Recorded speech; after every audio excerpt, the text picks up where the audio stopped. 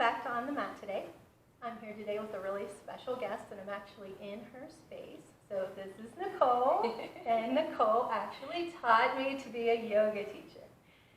So I wanted to come on today and teach some poses that are like friendship or partner poses where we get some connection. So when we look at ritual, we've been adding all of this ritual into all of these poses, and ritual gives us structure. It gives us comfort in doing things that are repetitive and natural, common to us. When we do these with a friend or a partner, it just builds upon your connection and your friendship to be able to take part in this ritual together. So we're going to go through poses that I've already taught you how to do, and we're going to add in some ritual, and in doing this and building this connection, we're going to honor the 4 elements together. Yay! So the first one we're going to start with is air, and we're going to start in our easy pose that we usually start our classes with, and we're going to do it back to back. And what we're going to do for air is we're going to be syncing our breath. So when you sit in easy pose, again, you can sit with your legs crossed, you can sit with your legs out, whatever is more comfortable for you. And we have our backs together so that we can feel each other's breath. We can feel when the back expands and when it contracts against each other. So we're just noticing our breath for a moment.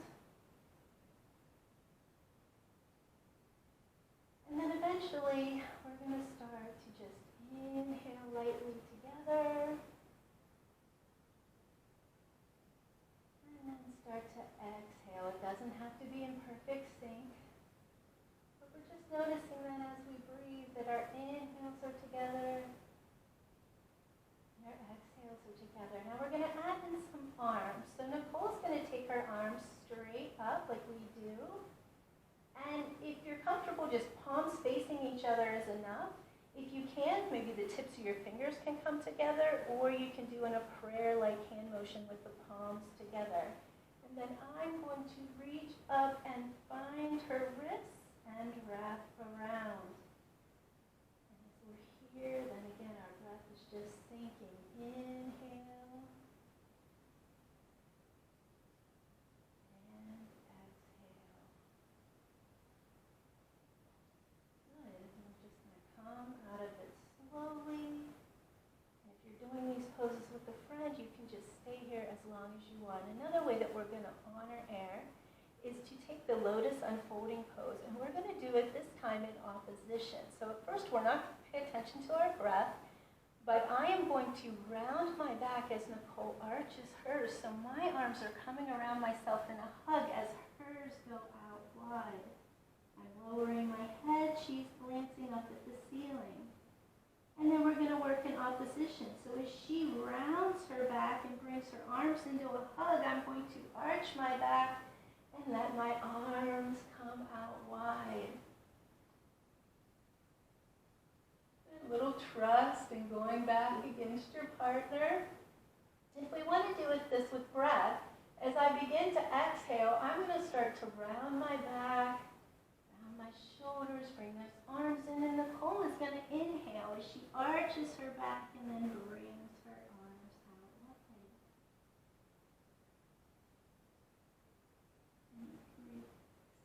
And come up. So that would be a wonderful practice to just keep doing many times. So now we're going to turn around and we're going to do a crystal grid. So this is part of our ritual today of honoring Earth.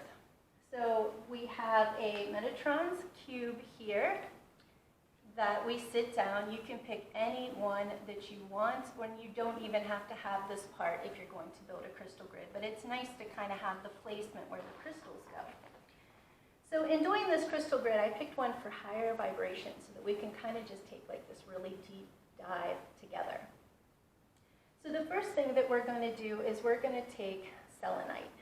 So this is really ancient earth energy to really help ground us and clear us of anything that we brought to the mat today that we want to let go of. And we're going to put that as our base in the center of the crystal. So the next one then is a candle quartz. And the candle quartz I'm going to have Nicole put on. This is really helping us, like the name, a candle, to lighten up our darkness. Yep, right on top of the selenite. So the next thing that we're going to place is black kyanite. Now they're like called wings or blades, and I have 3 of them. And so these align and clears all of our chakras. And at the same time, sometimes the reason they're called blades is they sweep away all of that negative energy. So I'm going to put one of the blades around and let Nicole place another.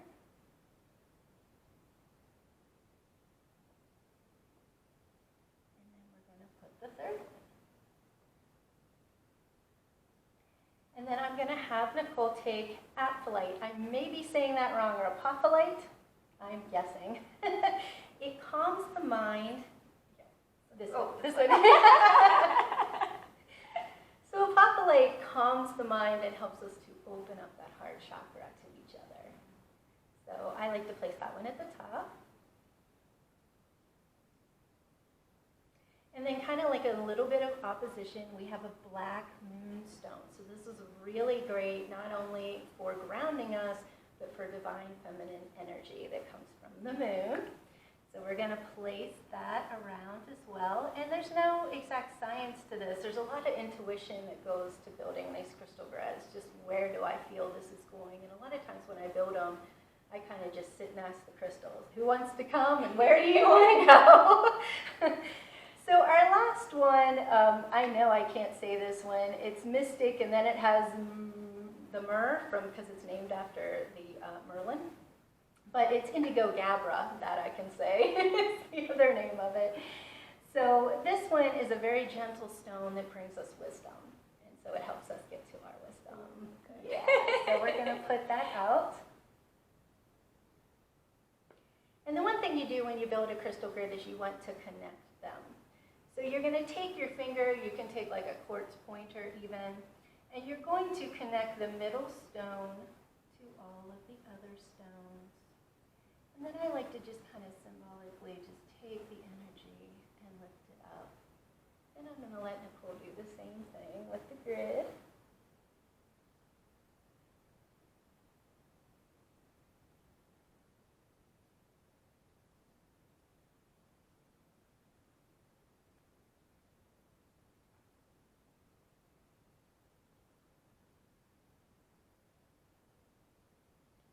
Feel the vibrations coming off of it.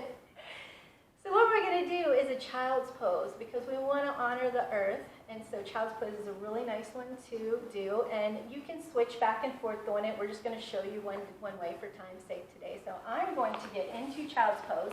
And when you do this time, you always start from table. When we're coming back, you really do want the wide knees. So I'm coming back and coming down, and I'm going to reach for Nicole's ankles.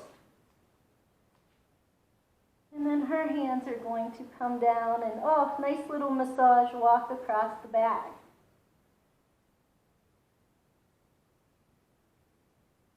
And then to come out, yep, she can just walk back alone. Oh, I'm getting extra massage. You are!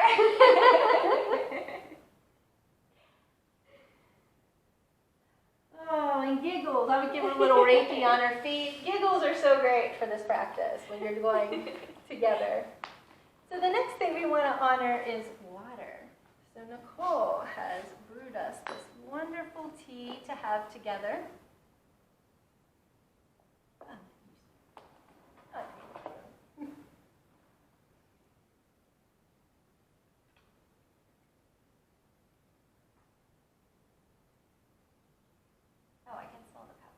Yeah. She picked peppermint for me. She's usually the cinnamon girl. I'm the peppermint girl. So. Yeah.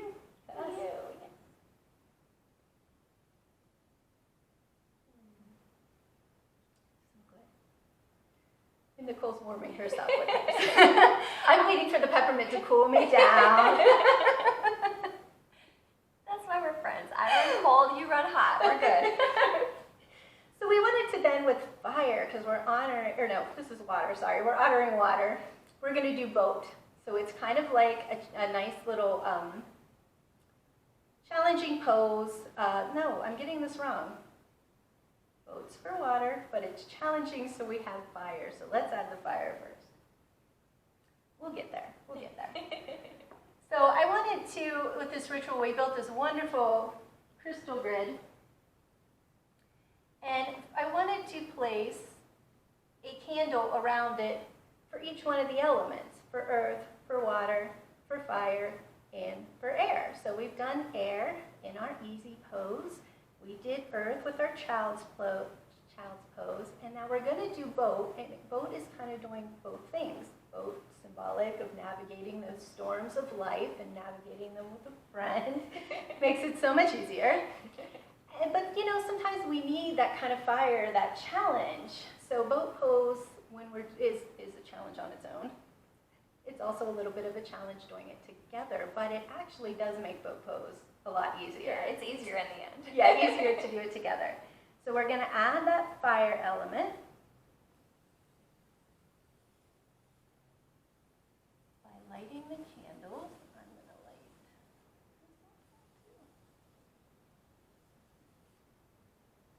And then I'm going to let Nicole light too.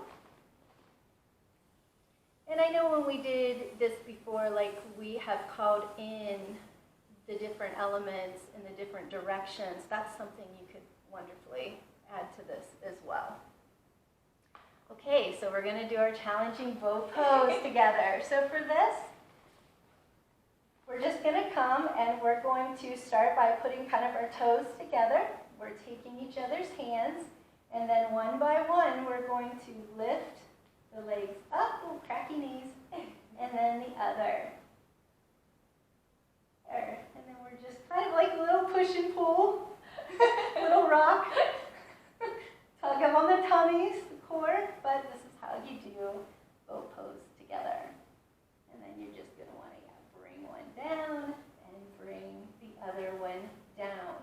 Now I think that if we were doing that too, and you know, you didn't want to try or you didn't have the stretch, that you could also just kind of sit next to each other and work on maybe like leaning back and just doing one leg at a time beside each other would be another great way to do both pose together. So for the last thing, what we wanted to do is honor ourselves by building ourselves into a Shavasana. So what we're going to do is take our blocks, and as I've shown you how to build, you're going to put one flat and one this way. So we're building this, and I'm going to do it on mine, and Nicole's going to do it on the opposite end of hers.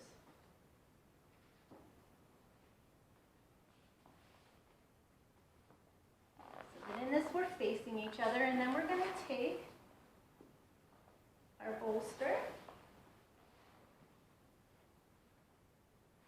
and just give us a nice little area to relax there.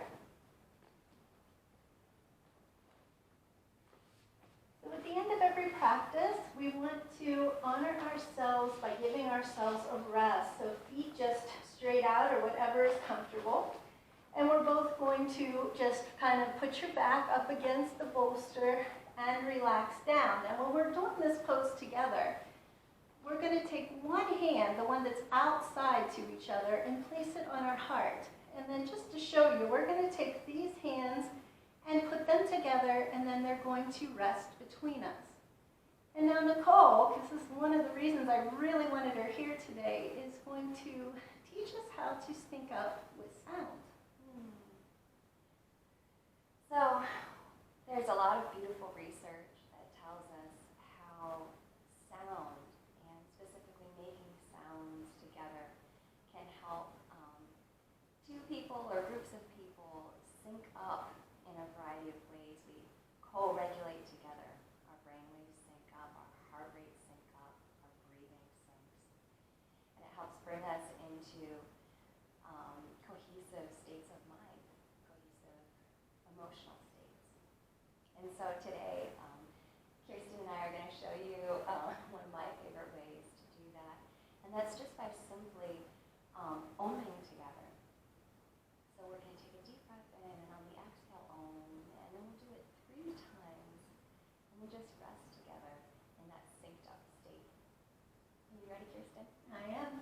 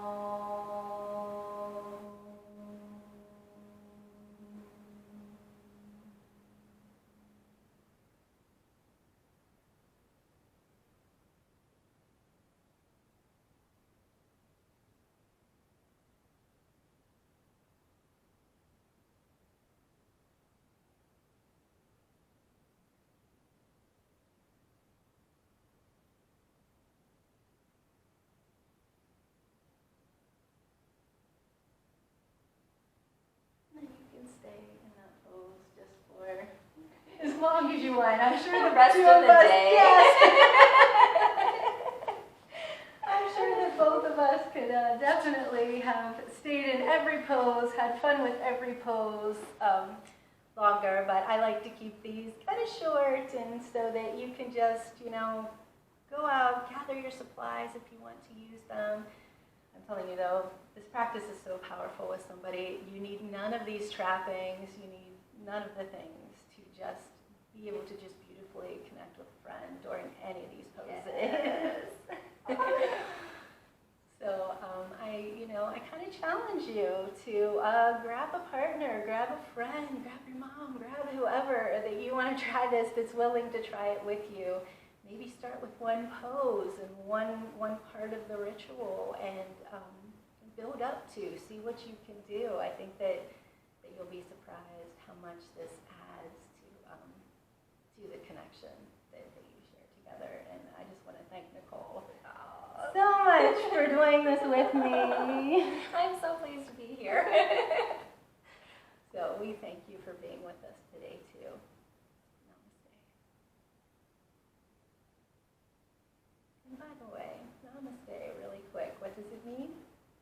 I see the light in you, that is the same light that is in me and in all beings everywhere. Isn't that awesome?